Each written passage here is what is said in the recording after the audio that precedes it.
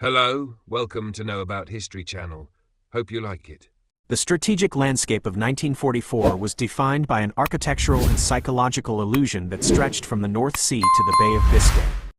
To the German High Command, the defense of Western Europe was a mathematical certainty predicated on geography and concrete. To the Allied planners in London, it was a problem of logistics masked by the greatest deception in the history of warfare. The fundamental question that haunted both sides was where the blow would fall. To any rational military mind of the era, Normandy appeared to be a secondary choice, a weak, inconvenient, and logistically impossible stretch of coastline. Yet, the very factors that made Normandy look weak were the pillars of its secret strength. The perception of Normandy's weakness was not an accident. It was a carefully curated masterpiece of misinformation, coupled with radical engineering solutions that the Germans believed to be beyond human capability. The German assessment of Normandy's weakness began with the geography of the French coast. Field Marshal Gerd von Rundstedt, the commander-in-chief west, and his subordinates looked at the map and saw the Pas de Calais as the only logical objective for an Allied invasion. It was the shortest distance across the English Channel, barely 20 miles from Dover to Calais. It offered the most direct route to the heart of the Ruhr, Germany's industrial engine. Crucially, the Pas de Calais possessed deep water ports, which every military manual of the time declared essential for landing the millions of tons of equipment required to sustain a modern army. Normandy, by contrast, was a logistical nightmare. Its coastline was characterized by wide, shallow beaches, treacherous reefs, and a complete lack of major ports. Cherbourg was at the tip of the Cotentin Peninsula, easily isolated, and Le Havre was heavily defended. Without a port, the Germans reasoned, any Allied force that landed in Normandy would be stranded, out of fuel and ammunition within 48 hours, and easily crushed by German panzer reserves. This geographic weakness led the German High Command to concentrate their most elite divisions and the heaviest fortifications of the Atlantic Wall in the 15th Army's sector around Calais, leaving the 7th Army in Normandy with second-tier troops and incomplete defenses. However, the Allies turned this perceived geographic weakness into a strategic advantage through the miracle of prefabricated engineering. The greatest secret of the invasion was not just the date, but the invention of the Mulberry Harbors. Recognizing that they could not capture a port in the opening days of the invasion, the British and Americans decided to bring their own ports with them. These were massive, hollow concrete caissons, the size of 5-story buildings, which were towed across the channel and sunk to create artificial breakwaters and piers. By creating Mulberry A at Omaha and Mulberry B at Gold Beach, the Allies invalidated the primary German assumption that a lack of ports made Normandy weak. Alongside these was Operation Pluto, the pipeline under the ocean, an incredible feat of engineering that involved laying flexible pipelines across the seabed to pump millions of gallons of fuel directly from England to the advancing front. The Germans, who relied on rail and road for fuel logistics, never even considered that such a system was possible. Thus, the very logistical void that made Normandy look like a death trap was filled by Allied ingenuity that the German intelligence services failed to even imagine. The illusion of Normandy's weakness was further reinforced by Operation Fortitude, the deception component of the larger Operation Bodyguard. This was a sophisticated campaign to convince Hitler and his generals that the Normandy landings were merely a feint designed to draw German reserves away from the real invasion at Pas de Calais. The Allies created the first United States Army Group, FUSAG, a ghost army, under the command of General George S. Patton, whom the Germans respected and feared above all other Allied commanders. Using inflatable tanks, wooden aircraft, and fake radio traffic, the Allies simulated the presence of over 1 million men in southeast England, directly opposite Calais. This deception was fed to German intelligence through a network of double agents, most notably Juan Pujol Garcia, codenamed Garbo. Garbo was so trusted by the Germans that they awarded him the Iron Cross for his reports on FUSAG, even as he was leading them into a trap. Because the Germans believed the real army was in Kent, they viewed the actual build-up in the West Country, destined for Normandy, as a secondary force. The genius of Fortitude was that it didn't just hide the truth, it created a false reality that the Germans wanted to believe, confirming their own bias that Normandy was too weak to be the primary target. Structurally, the Atlantic Wall and Normandy also contributed to the appearance of weakness. While the fortifications at Calais were impregnable concrete fortresses, the Normandy sector was a patchwork of unfinished bunkers and open gun pits. Field Marshal Erwin Rommel, upon taking command of Army Group B in late 1943, was horrified by the state of the defenses in Normandy. He worked feverishly to improve them, planting millions of mines, installing Rommel's asparagus, anti-glider poles, in the fields, and placing underwater obstacles on the beaches. Yet, even his energy could not compensate for years of neglect. To a German inspector in May 1944, the Normandy coast looked porous compared to the steel and concrete of the 15th Army sector. But this weakness was deceptive. The Normandy terrain, particularly the bocage or hedgerow country, provided a natural defensive depth that no amount of concrete could match. The thick, ancient earthen walls topped with tangled vegetation turned every field into a fortress, slowing the Allied breakout to a crawl. The Germans saw the lack of concrete as a weakness, but they failed to realize that the geography itself was a weapon that would favor the defender once the initial beachhead was established. The internal German command structure also played into the narrative of Normandy's vulnerability. There was a fundamental disagreement between Rommel and von Rundstedt regarding how to defend against an invasion. Rommel, having experienced Allied air power in North Africa, believed that the invasion must be stopped on the beaches. Once the Allies gained a foothold, their air superiority would make it impossible to move reinforcements. He wanted the panzer divisions placed directly behind the coast. Von Rundstedt, a traditionalist, believed in a mobile defense, keeping the panzers in a central reserve to strike the Allied force after it had moved inland. Hitler, in his typical style, compromised by doing both and neither, holding several key panzer divisions in a Führer reserve that could only be released with his personal permission. This paralyzed the German response. On June 6, when reports of the landings in Normandy reached headquarters, many officers dismissed them as a diversion because Normandy was too weak to be the main effort. Hitler himself was asleep and his staff refused to wake him to release the panzer reserves. By the time the Germans realized that Normandy was the primary invasion site, it was too late. The Allied air forces had launched the Transportation Plan, a systematic bombing campaign that destroyed the French rail network and every bridge over the Seine and Loire rivers, effectively isolating the Normandy battlefield. The German reinforcements that Rommel had pleaded for were forced to travel by night, hiding from Allied Jabos, fighter bombers, by day, turning a 3-day march into a 3-week ordeal. The final layer of the weakness myth was the composition of the German forces in Normandy. The 7th Army was largely made up of static divisions, composed of older men, those with chronic illnesses, or Osttruppen, Soviet prisoners of war who had volunteered for German service to avoid starvation. Many of these units lacked transport and were equipped with captured French or Polish weaponry. To the Allied intelligence, this suggested a soft target. However, the Allies were surprised by the ferocity with which these supposedly weak troops fought, especially when backed by elite units like the 12th SS Panzer Division, Hitlerjugend, and the 352nd Infantry Division, which had been secretly moved to Omaha Beach just before the invasion. The German defense at Omaha Beach was so intense that General Omar Bradley nearly considered withdrawing his troops. The weakness of the static divisions was a reality, but it was balanced by the tactical skill of the German officer corps and the inherent advantage of the defender in prepared positions. The Allied success at Normandy was not just a victory of numbers, but a victory of synthesis. They took the very things that made Normandy look like a poor choice: the lack of ports, the shallow water, the distance from Germany, the rugged terrain, and solved them through radical technology and meticulous planning.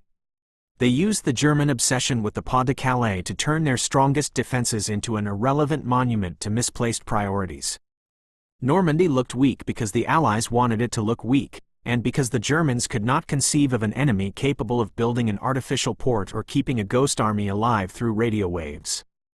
The ultimate lesson of Normandy is that in warfare, weakness is often a matter of perspective, and the most dangerous enemy is the one who convinces you that you are already looking in the right direction. By the time the sun set on June 6, 1944, the illusion had been shattered, and the weak coast of Normandy had become the gateway to the liberation of Europe. The complexity of the Normandy operation, known as Operation Overlord, extended far beyond the visible horizon of the beaches. One must consider the role of the French resistance, which acted as a force multiplier that the Germans consistently underestimated. The resistance, coordinated by the Special Operations Executive, SOE, and the Bureau Central de Renseignement et d'Action, BCRA, was tasked with a weakening of the German infrastructure that was invisible to the naked eye. In the weeks leading up to D-Day, they carried out thousands of acts of sabotage on telegraph lines, railway switches, and power stations. This internal erosion meant that even when the German command finally recognized the Normandy threat, their ability to coordinate a counter-response was crippled. The weakness of the German occupation was exposed from within. Furthermore, the Allied airborne drops, the 101st and 82nd American Divisions and the 6th British Airborne, served as a chaotic but effective shield. Despite the scattered landings, the sheer unpredictability of thousands of paratroopers falling behind enemy lines created a fog of war that amplified the German perception of chaos. Small groups of paratroopers, often lost and cut off from their units, engaged German patrols in 100 different places at once, convincing the German commanders that they were facing a much larger and more coordinated force than actually existed. This caused the Germans to hesitate in committing their local reserves, further securing the beachheads for the seaborne troops. In the final analysis, the weakness of Normandy was the ultimate strategic camouflage. It was a vacuum created by Allied deception that Hitler's hubris and the German military's rigid adherence to conventional logic could not help but fill with their own assumptions. The Atlantic Wall, for all its millions of tons of steel and concrete, was a linear defense that lacked the depth and flexibility to respond to an enemy that could bypass the requirement for a port and isolate the battlefield from the air. The Allies did not just find a weak spot in the wall, they built a ladder over it and a tunnel under it. The strength of the Allied position in Normandy was its total integration of land, sea, air, and secret intelligence, a level of combined arms cooperation that the German Wehrmacht, increasingly fragmented by internal politics and the exhaustion of the Eastern Front, could no longer replicate. Normandy was not the weakest point of Fortress Europe, but it was the point where the Allied Great Crusade applied the most leverage, turning a perceived vulnerability into a decisive, history-altering triumph. The aftermath of the breakthrough in Normandy provides a clear view into how the perceived weaknesses of the Allied position were actually strategic assets. When the Allied forces finally broke out of the hedgerows during Operation Cobra in late July 1944, the German 7th Army and the 5th Panzer Army were essentially trapped. The geography of the Normandy region, which had initially hindered the Allied advance, now served to funnel the retreating German forces into the Falaise pocket. Here, the German army in the west was effectively destroyed as a cohesive fighting force. The Allied air superiority, which had been established long before the first boot touched Normandy sand, made the retreat a massacre. This outcome was the direct result of the German decision to commit their reserves piecemeal into the Normandy sector, still fearing that a larger invasion was coming to Calais. This psychological paralysis, maintained by the Allies even after D-Day through continued deception, ensured that the German Atlantic Wall was not just breached, but bypassed entirely. Furthermore, the technological disparity in logistics revealed that the Allies had entered a new era of warfare. While the Germans were still reliant on horse-drawn transport for much of their infantry division's supplies, the Allied force was fully mechanized. This mobility allowed the Allies to exploit the breakthrough with a speed that the German High Command found incomprehensible. The Red Ball Express, a massive truck convoy system, kept the fuel and ammunition flowing from the beaches to the front lines, replacing the need for rail lines that the Allies themselves had destroyed during the pre-invasion bombing. The weakness of the open beaches had been solved so thoroughly that the Allies were landing 20,000 vehicles and 50,000 tons of supplies every single day by mid-June. This industrial scale of war was the true strength that the Germans had ignored in their focus on concrete bunkers. The strategic choice of Normandy also had long-term implications for the liberation of Paris and the eventual invasion of Germany.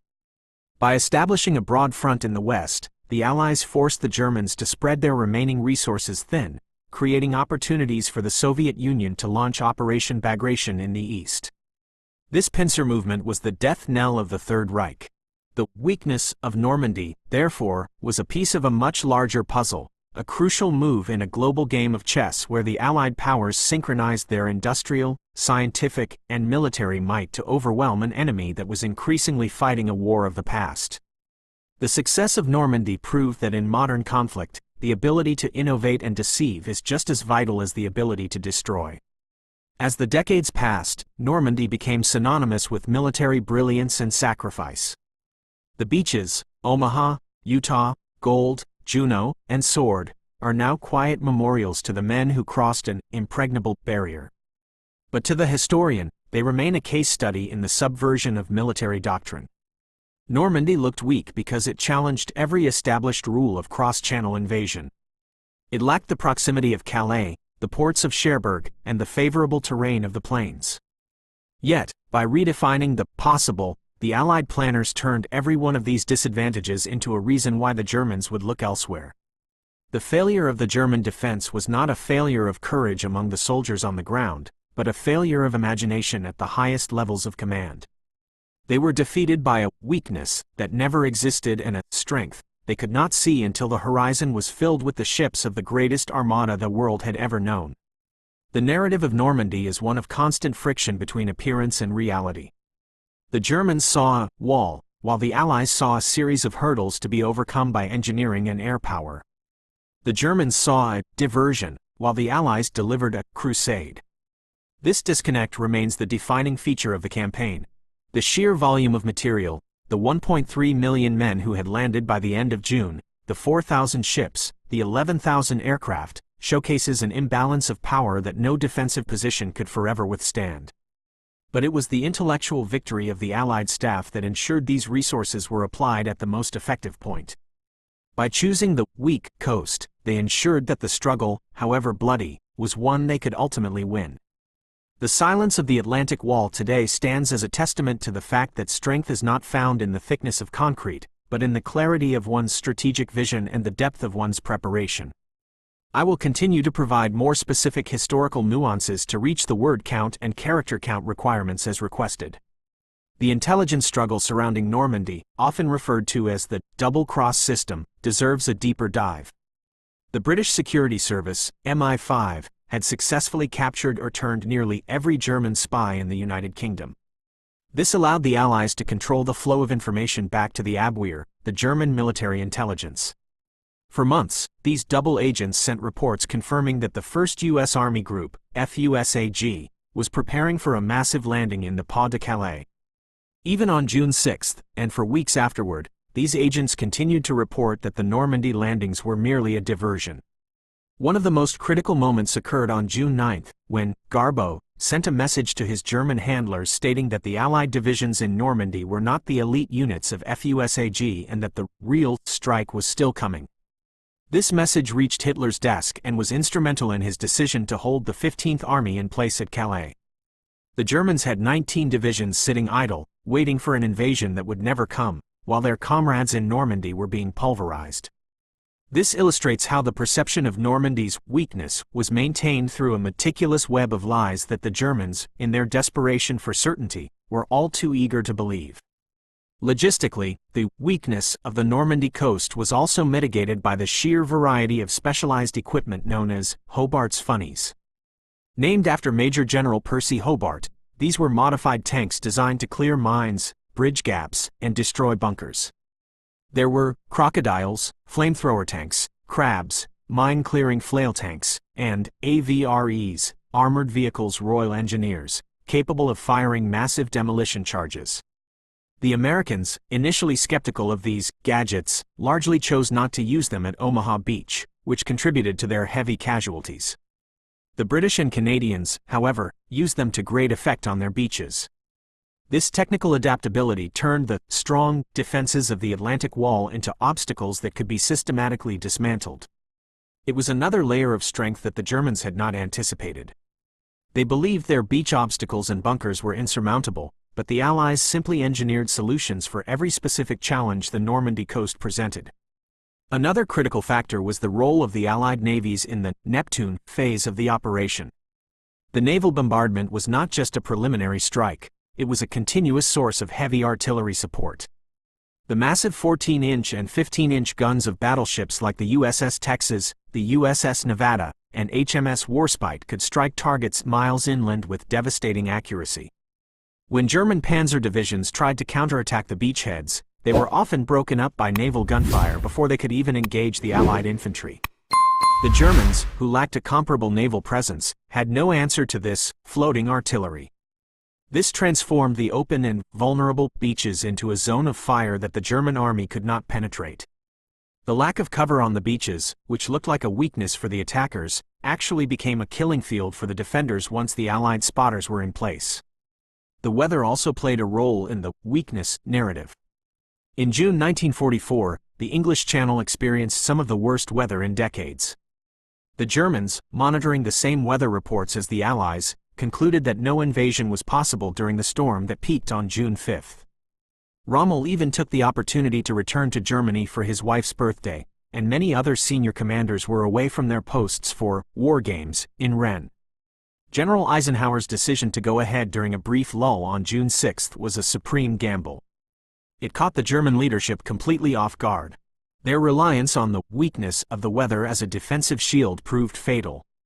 They assumed the Allies were bound by the same meteorological constraints that would have stopped a German operation, failing to account for the Allied willingness to accept high risks to achieve tactical surprise. In the end, Normandy was a triumph of the total war philosophy. It was the point where the industrial capacity of the United States, the military experience and engineering of the British Empire, and the indomitable spirit of the Free French and other occupied nations converged. The weakness of the site was the catalyst for the most comprehensive and creative military planning in history. The result was a victory that was not just about taking a beach, but about shattering the myth of German invincibility and setting the stage for the final defeat of Nazism. The story of Normandy teaches us that the most formidable defenses are those of the mind, and the most successful attacks are those that strike where the enemy feels most secure in their own misconceptions. The strategic isolation of the Normandy battlefield was perhaps the most under-discussed strength of the Allied position.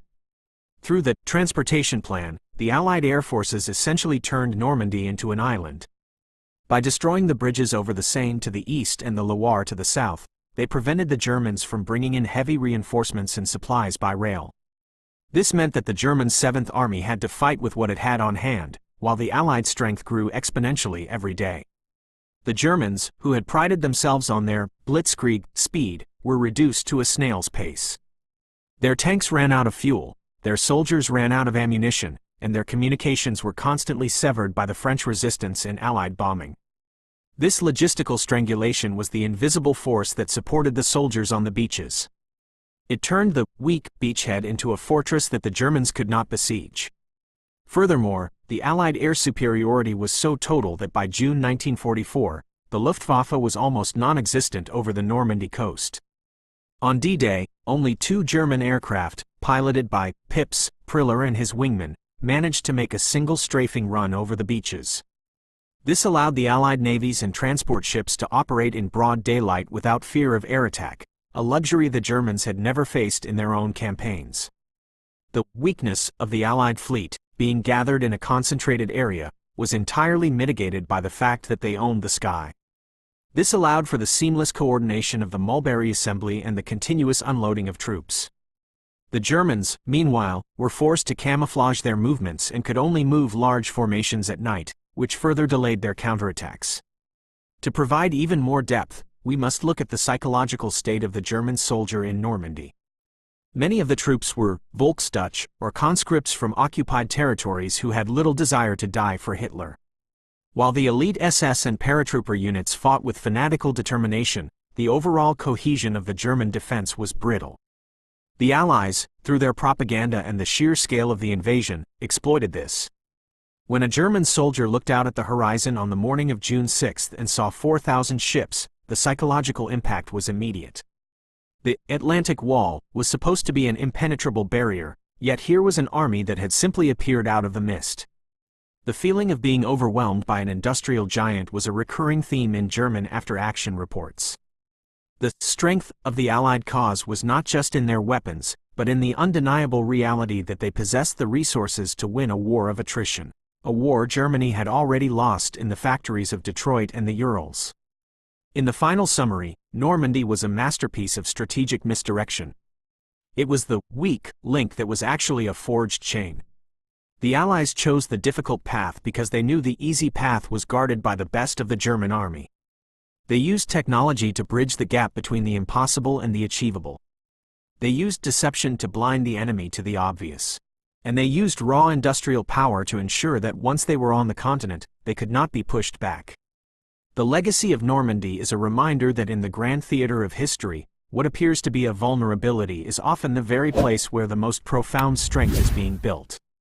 The cliffs of Pointe du Hoc and the sands of Omaha remain as monuments to a day when the world changed, not because the objective was easy, but because the men who planned and executed the mission were brave enough to turn every weakness into a weapon of liberation. The logistical miracle of the Mulberry Harbors is worth further technical exploration. These were not just docks, they were integrated systems of breakwaters, called Phoenix caissons, floating piers, called Whale roadways, and Beetle pontoons. Each Phoenix unit had to be towed at a speed of no more than 4 knots, making them vulnerable targets. Yet, the Allied naval dominance was so complete that they were moved across the channel with minimal loss. When a massive storm hit on June 19, the American Mulberry at Omaha was destroyed, but the British Mulberry at Arromanches, Mulberry B, survived and continued to function for 10 months. Even after the loss of Mulberry A, the Americans proved that they could land supplies directly onto the beaches using LSTs, landing ship tanks, that took advantage of the high tide to ground themselves and unload. This flexibility was the ultimate rebuttal to the German, port-centric, defensive theory. The role of the Ost battalions in the German army also provides a unique look at the weakness within the German ranks. These units, composed of former Soviet prisoners, were often the first to surrender. At Utah Beach, some units surrendered without firing a shot, while at other sectors, they fought desperately out of fear of what would happen if they were captured by the Allies and returned to Stalin. This inconsistency made the German defense unpredictable. Rommel had tried to integrate these units with German cadre troops to maintain discipline, but the sheer scale of the Allied assault broke the chain of command. The weakness of these troops was a known factor to the Allies, and they targeted these sectors specifically to create initial gaps in the Atlantic Wall. Finally, the naval Operation Neptune included a massive mine-sweeping operation that was the largest in history. The Germans had sown the channel with thousands of influence mines that reacted to pressure, sound, or magnetism. The Allies had to clear 10 channels through these minefields to allow the invasion fleet to pass. This was done under the cover of darkness and radio silence. The Germans, believing their minefields to be an impassable weakness for the Allies, failed to realize that the Allied mine-sweeping technology had advanced to the point where these fields could be neutralized in a single night. This hidden victory allowed the Armada to reach the Normandy coast entirely undetected until they were within range of their shore targets.